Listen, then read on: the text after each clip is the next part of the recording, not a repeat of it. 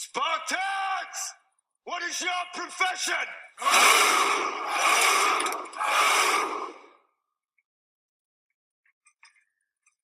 See, old friend, I brought more soldiers than you did. So if the Persians in the last video represented the bad guys in the Hollywood telling of world history, in this video we'll be focusing on the good guys according to Hollywood, the classical Greeks who were rivals of the Persians. So the big questions we need to be able to answer in watching this video are: 1, how were the Greeks influenced by their environment? 2, in what ways were Sparta and Athens different? 3, in what ways did the Greeks' understanding of their world represent a continuity to the past?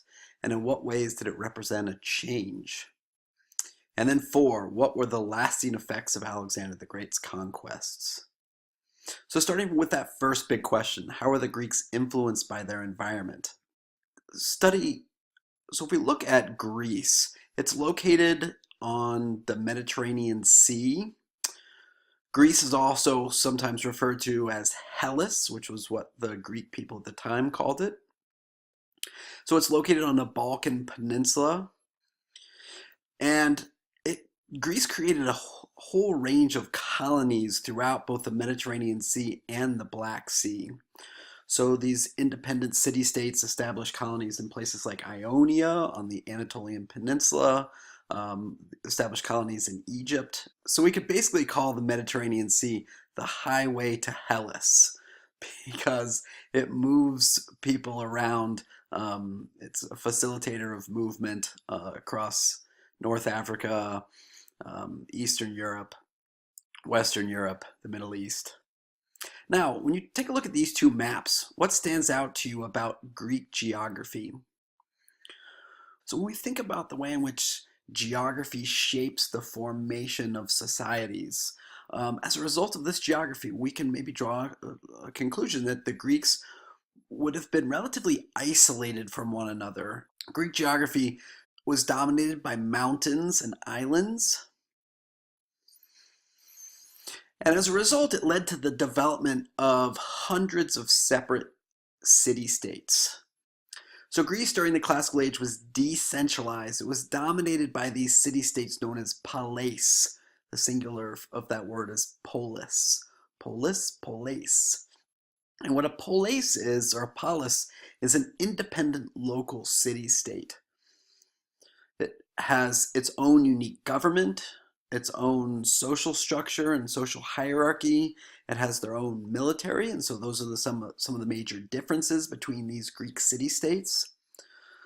Some of the major similarities, though, is that all these polises shared similar aspects of Greek culture, like language and religion. You've probably heard about the Greek myths and the gods and goddesses to which all of the Greek people, regardless of what city-state you were born in, shared. So would this be a similarity or difference to what we learned about in the Persian Empire? So the Persian Empire, which was one strong centralized empire, this would be a very clear difference in terms of the way in which their state was built. So many polises developed many different types of governments. One of the things the Greeks are famous for is the way in which they thought about and conceived of government. And a lot of words relating to the forms of government come from Greek roots. So for example, monarchy. Mono is the Greek root for one. Archy means rule by. So a monarchy is ruled by one person, one king or ruler. Oligarchy. Olig means a few. Archy means rule. So an oligarchy means rule by a few people, maybe a council, maybe an assembly who makes decisions on behalf of the society. And an aristocracy.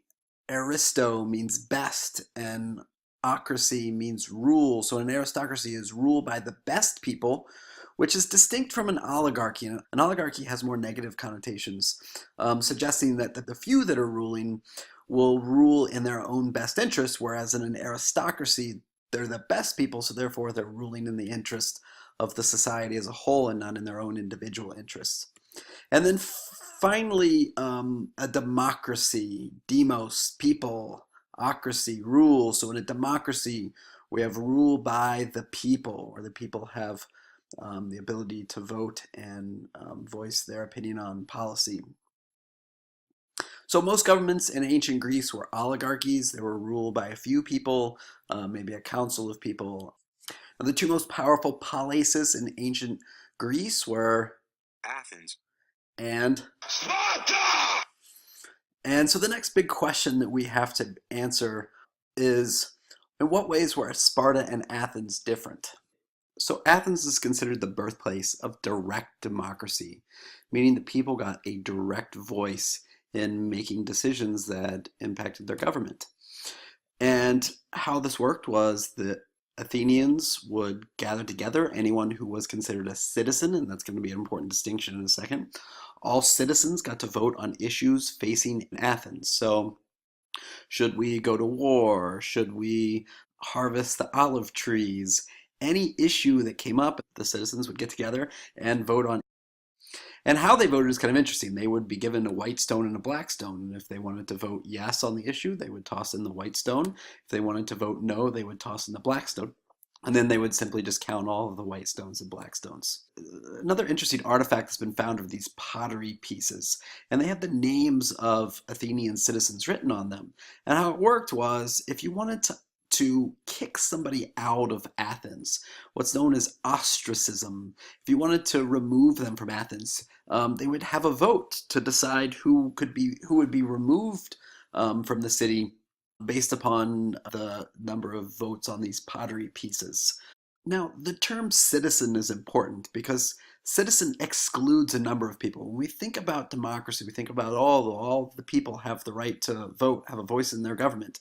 But in actuality, in Athens, we're excluding all women. Only men could participate in the assembly. We're excluding any foreigners. Anyone not born in Athens was excluded. And we're also excluding slaves, people from that lowest tier in society. Although democracy represents a drastic departure from any form of government that we've seen before, which was divine power given by God to usually one single ruler, now we're talking about something that's uniquely different. Now, another aspect of Athenian society we can see here from Aristotle's quote: the relationship between the male and the female is such that the male is higher and the female is lower, that the male rules and the female is ruled.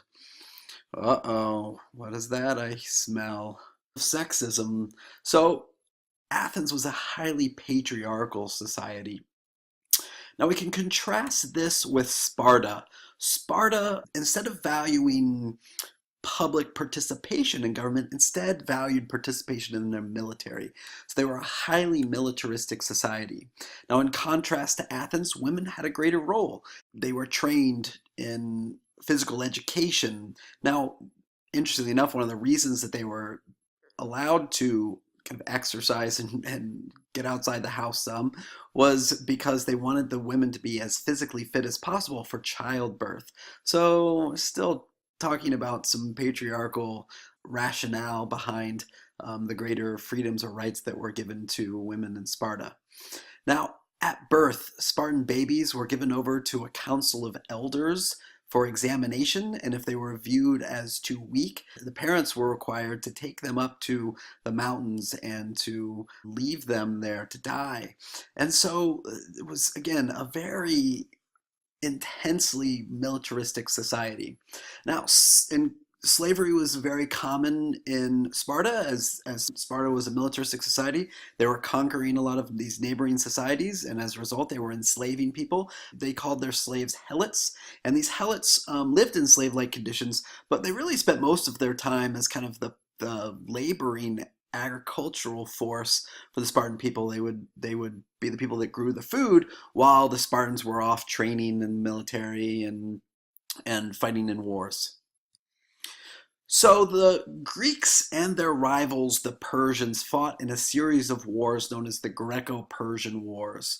So these were fought between these various Greek city-states who were oftentimes themselves fighting with one another, but for the purposes of fighting against the Persians, they got together and were unified. That's kind of one of these unique themes in world history, is the way in which having a common enemy binds people together. And it was true of these Greek city-states who came together to fight against the Achaemenid Persians when the Achaemenids invaded. And that's the subject of the movie 300.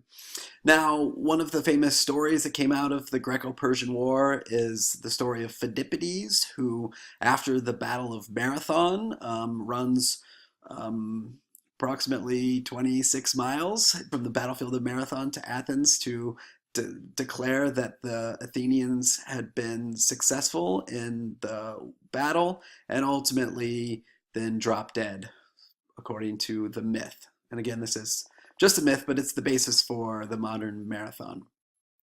Now, the Peloponnesian Wars were a series of wars fought between the Athenians and the Spartans. So eventually, the Spartans, who were pretty much the dominant militaristic society, started to see the Athenians as being a threat, and so they started a war against the Athenians. Ultimately, the Spartans are successful, but this is a good example of where war left both of these city-states weakened, and eventually they're going to be conquered by the Macedonians. So we're going to stop it there, and then we'll pick up with the next video. But as a result of watching this video, you should be able to answer the two questions. First, how were the Greeks influenced by their environment? And second, in what ways were Sparta and Athens different? As always, thanks for watching. Spartans! What is your profession?